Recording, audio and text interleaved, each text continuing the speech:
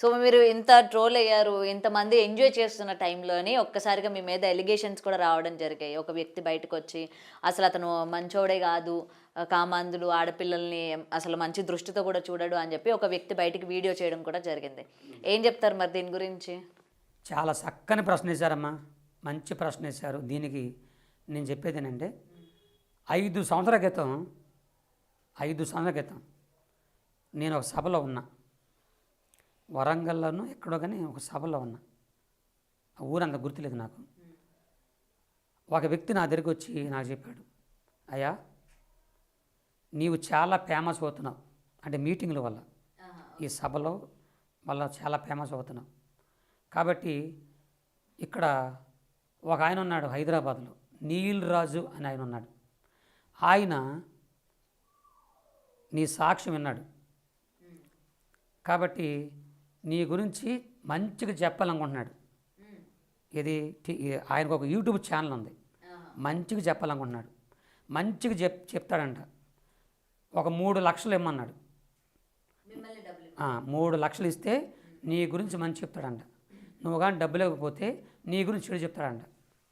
ఆయన చేసి నిన్నే కాదు చాలామందికి చెప్పాడు అలాగా. ఆయన అంటే చాలా హడలు, పాస్టర్లే భయపడిపోతారు ఆయన అంతే. నీల్ రాజు అంటేనే భయపడిపోతారు.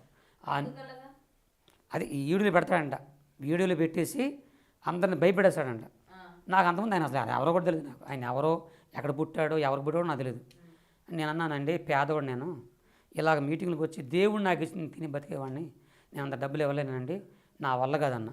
అయితే నీ గురించి చెడుగు పెడతాడు అన్నాడు. సరే చేసుకోనేమండి, నా దేవుడు నా పక్షాన ఉన్నాడు. కాదండి, ఆయన పక్కన పోలీసు వారు ఉన్నారు, ఇదేంటి రాజకీయ నాయకులు ఉన్నారంట, ఆయన పక్కన చాలామంది పెద్దలు ఉన్నారు. కాబట్టి మిమ్మల్ని సేవలోకి రానియకుండా, అసలు సేవ చేయనీయకుండా మిమ్మల్ని తొక్కేస్తాడంట అని ఎన్నెన్నో చెప్పొచ్చారు. ఏమని చేసుకోమను, నేను మాత్రం ₹1 ఇవ్వను, ఏమని చేసుకోమని చెప్పాను.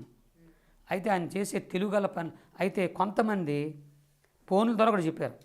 ఆ ఫోన్ రికార్డు కూడా ఉంది, అది మా పెద్దలకి నేను చూపిస్తాను. నాకంటూ మా గురువులు ఉన్నారు, వారి తర్వాత నేను చెప్పుకుంటాను. అయితే ఫోన్ల ద్వారా రికార్డింగ్ చేసి ఈయన ఫోన్లో మాట్లాడాడు.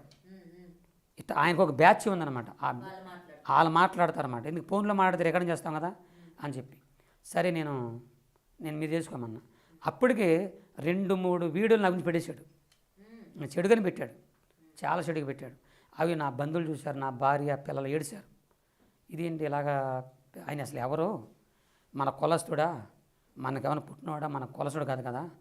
ఇప్పుడు మా బైబిల్లో ఒక మాట ఉందండి. ఇప్పుడు దయచేసి దైవజనుల ఇంట్లో ఉన్నటువంటి దైవజనులారా, గొప్ప సేవకులారా, ఆంధ్ర తెలంగాణ భారతం తిరిగినవాడు నేను. 40 సంవత్సరాలు మత్తయి సువార్త 18వ అధ్యాయము 15 నుంచి 17 వరకు క్రైస్తత్వంలో దేవుని పిల్లల్లో వాళ్ళు పాస్టర్లు కానీ విశ్వాసులు కానీ ఏదైనా తప్పు చేసి ఉంటే, క్రైస్తత్వానికి ఏమన్నా అపకీర్తి తీసుకొస్తుంటే అలాంటి వాళ్ళని ఫస్ట్గా వెళ్ళి వ్యక్తిగతంగా వెళ్ళి ఆయన గద్దించాలి. ఆ విషయాలు చెప్పి సహోదరుడా ఇలా చేయొద్దు అని గద్దించాలి వ్యక్తిగతంగా. ఒకవేళ వినకపోతే 2-3 సాక్షుల్ని పెద్దలను తీసుకెళ్ళి గద్దించాలి. అప్పుడు వినకపోతే సంఘం ముందు అంటే మా పాస్టర్ ఫెలోషిప్ ముందు కానీ పెద్దలు నిలబెట్టి గద్దించాలి. అప్పుడు వినకపోతే అప్పుడు యూట్యూబుల్లోనో ఇంకో ట్యూబుల్లోనో సినిమాలోనో వాళ్ళ గురించి చెప్పి ఎలివేసేయాలి, క్రైస్తవం ఎలివేసేయాలి అని చెప్పారు అని బైబిల్లో ఉంది. మీరు నన్ను విమర్శించిన వాళ్ళలో మిమ్మల్ని అడుగుతున్నా నేను, ఈ మన బిగ్ టీవీ ద్వారా నన్ను విమర్శించే వాళ్ళలో ఏనాడైనా ఎప్పుడైనా మీరు నా దగ్గరికి వచ్చి వ్యక్తిగతంగా నువ్వు ఇలా చేస్తున్నావు, ఈ పాట పాడుతున్నావు, ఈ సాక్ష్యం చెప్తున్నావు, అసలు నువ్వు ఎవరో ఏంటి అని ఎప్పుడన్నా అడిగారా? మీ ఊర్లో వచ్చాను, మీ జిల్లాలకు వచ్చాను, మీ మండలాలకు వచ్చాను, మీ ప్రాంతాలకు వచ్చాను, మీ దగ్గరికి వచ్చాను నేను. నన్ను అడిగారు మీరు?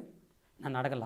డైరెక్టర్కి వచ్చి తేరగా ఉందని చెప్పేసి ఫేస్బుక్లోనూ డబ్బులు వచ్చేస్తాయని చెప్పేసి యూట్యూబ్లో పెట్టేసేస్తే అందరు పెరిగిపోతారు, డబ్బులు వస్తాయని చెప్పేసి అలా చెప్పేసి సరిపోయిందా?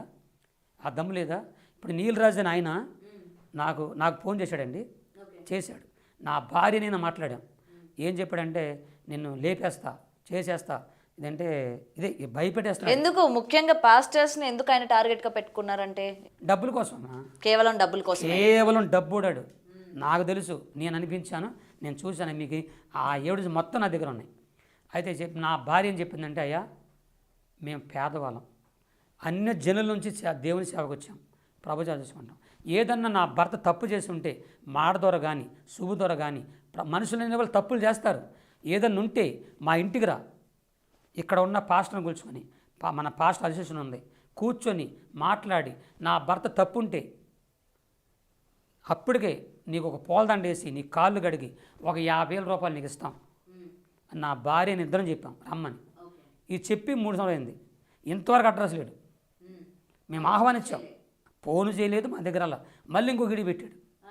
నన్ను బెదిరిస్తున్నాడు, డబ్బులు ఇవ్వడంట. డబ్బులు ఇస్తే ఆగిపోతాడంట, డబ్బులు అయితే చెప్తేనే చేస్తేనేవాడంట ఆయన.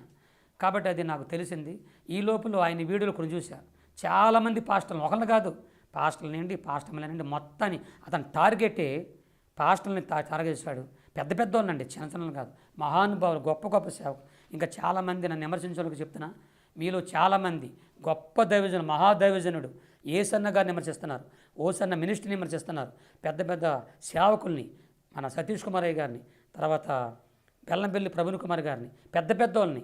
వాళ్ళు ఎంత గొప్ప సేవకులు, ఎక్కడి నుంచి ఎక్కడికి వచ్చారు, ఎలాంటి స్థితి నుంచి ఎలా పైకి వచ్చారు అది నాకు తెలుసు. ఎందుకంటే 40 ఏళ్ళకి సేవకుడు కాబట్టి వాళ్ళ స్థితులు, వాళ్ళ పరిస్థితులు ఫస్ట్ నుంచి ఎంత కన్నీరుగా వచ్చారో, ఇప్పుడు ఈ స్థితికి ఎలా వచ్చారో అలా వచ్చారు. కొన్ని వాళ్ళలాగా మీరు సేవ చేయొచ్చు కదా, మాలాగా సేవ చేయొచ్చుగా. నన్ను విమర్శించడం చెప్తున్నా, నేను మీకు చెప్తున్నా, నా సేవలో కానీ, నా సేవ అనుభవంలో కానీ, నా పరిసరలో కానీ, దేవుడు నాకు చేసిన మేలులో కానీ, ఇప్పుడు ఈ రోజున నేను నాకు దేవుడిచ్చిన ఈ ఘనతలో కానీ, కీర్తిలో కానీ నా కాళ్ళు గోరుకుని చాలరా మీరు నన్ను విమర్శించేవాళ్ళు. నా కాళ్ళు గోను చాలరా మీరు. నీతి, న్యాయం, ధర్మం, చట్టం, యేసు క్రీస్తు యొక్క కృప నా పక్షంగా ఉండగా మీలాంటి నీలరాజు లాంటి వాళ్ళు 1,00,000 మంది వచ్చిన దండు దిగిన నా హృదయం భయపడదు. నేను ధైర్యంగా ఉంటాను, దేవుని చాలా ముందుకెళ్ళిపోతాను. ఈ నీలరాజు ఆయనండి ఒక మీటింగ్ వెళ్తే నన్ను ఒక ఆయన బుక్ చేసుకున్నాడు. అది మిర్యాలగూడ అనే ప్రాంతంలో అభిషేక్ అని ఒక అబ్బాయి బుక్ చేసుకుని పేపర్లు వేసారు. వెంటనే ఆ పాస్టర్ గారు నాకు ఫోన్ చేసి, ఏమండి నీలరాజు అంటే ఎవరు శాస్త్రి అండి, ఒక ఆయన శాస్త్రి అంట, వాళ్ళు ఫోన్ చేశారండి. ఫోన్ చేసి ఆడు మంచోడు కాదు అని పిలవకండి, ఆడు కానీ వచ్చాడంటే మేము వచ్చి స్టేజ్ మీద అనుకుంటే చంపేస్తాం అని ఇలా అని చెప్పారంట. చెప్తే ఆయన నాకు అవన్నీ నా దగ్గర ఉన్నాయండి, మొత్తం ఉన్నాయి. అప్పుడు నేను చెప్పాను, అయ్యా నేను ధైర్యంగా వస్తా, ఎవడికి భయపడను. నీతి, న్యాయం, ధర్మం, చట్టం దేవుని కొరకు నా పక్షాన ఉంది, నేను ధైర్యంగా వచ్చేస్తా. రమ్మంటే మీరు వస్తా, మీకు పిరికోలు అయితే, ఆడికి భయపడి పిరికోలు అయితే నేను రానన్నా. వద్దులేండి, వాళ్ళు నన్ను భయపెడుతున్నారండి, నన్ను కూడా కొడతానంటున్నారండి అని నాకు చెప్పాడు. ఇంకా అంత భయపడి ఉండి వద్దులన్నా. అయితే నా చిన్నతనంలో ఇలాగే సేమ్ ఒక సిచ్యువేషన్ ఏంటంటే, నా చిన్నతనంలోనండి దైవజనులారా వినండి, ఆంధ్ర, తెలంగాణ, ప్రపంచ సేవకులారా వినండి, మీ అందరికీ చెప్తున్నాను. నేను కృష్ణా జిల్లా గుడివాడ, నా ఫస్ట్ సంఘం గుడివాడ పక్కన ముద్దినేపల్లి గురజలో ఫస్ట్ సంఘం నాది. 20 సంవత్సరాలు కష్టపడి సేవ చేశాను నేను. ఆ సంఘం కష్టపడే సంఘాన్ని నా అన్న కుమారుడు, నాన్న చనిపోయాడు, అన్న లేని తండ్రి లేని కొడుకని వాడిని పెంచి పెద్ద చేసి పాస్టర్ని చేసి ఆ సంఘంలో పెట్టా. అక్కడ ఆ ముద్దినేపల్లి ప్రాంతంలో నేను మీటింగ్లు పెట్టేవాడిని, పెద్ద పెద్ద అయ్యగారిని పిలిచి పెట్టేవాడిని. నేను ఒకసారి ఒక పెద్ద అయ్యగారిని పాంపులెట్లు వేసి పిలిస్తే నా పాంపులెట్లు తీసుకెళ్ళి అందరికి ఇస్తా ఉన్నాను నేను. ఏమంటే రండి సభలు కానీ, ఒక పాస్టర్ గారికి ఇస్తాను. ఆయన ఆ పాంపులెట్లు చూసి, అప్పుడు పొట్టోళ్ళు ఉండేవి కాదు, ఓన్లీ పేర్లు అన్నమాట. ఆ రోజుల్లో పొట్టోలు వేసేవాళ్ళు కాదు, పేర్లు వేసేవాళ్ళు. ఆ పేరు చూసాడు, చూసి సింపేశాడు నాకల మంది పాంపులెట్. ఈ నెవడ బెలమండి, నేను దొంగోడు, ఇటు పచ్చి ఎబిసారీడు, ఈండి పిలుతుండు అని చెప్పి నన్ను అన్నాడు ఆ పాస్టర్ గారు. నా వెనక మా విశ్వాసం ఉన్నారు. ఇలా అలా అన్నారు, ఏమంటే పాస్టర్ గారు, ఒకవేళ ఆయనకి నీకు ఏదైనా గొడవలు ఉంటే, నీకు ఆయనకైనా గొడవలు ఉంటే మీరు వెళ్ళి మీ ఇంటికి తెలుసుకోండి, మీ ఇంటికి మీరు తెలుసుకోండి. అంతేగాని మా సభలకు మేము పిలుచుకున్నాం ఆ సేవకుడిని, మా సభలకు వచ్చే సేవకుడిని రావద్దు, పిలవద్దు అంటే నువ్వెవడరు నువ్వు అని చెప్పి గద్దించారండి. గద్దిస్తే ఆయన సభకు రాలేదు, పారిపోయాడు. నేను ఇదే చెప్పా ఆయనకి. కాబట్టి నేను చెప్పేది ఏంటంటే, అయ్యా నేను చెప్పేది నీ సేవకులారా, 2025 జూన్ వరకు నేను బుక్ అయి ఉన్నా, నేను ఖాళీ లేదు. ఇప్పుడు కూడా చెప్తున్నా మీకు, ఒకవేళ ఆ నీలరాజు లాంటి వాళ్ళకి భయపడి నన్ను పిలవకుండా మానేయండి, డేట్ చెప్పేసేయండి. నేను నన్ను పిలిచే వాళ్ళు చాలామంది ఉన్నారు. ఒక్క ద్వారం మూస్తే 7 దారులు నా దేవుడు తెరుస్తాడు నా కొరకు. For more videos like this, subscribe Big TV channel.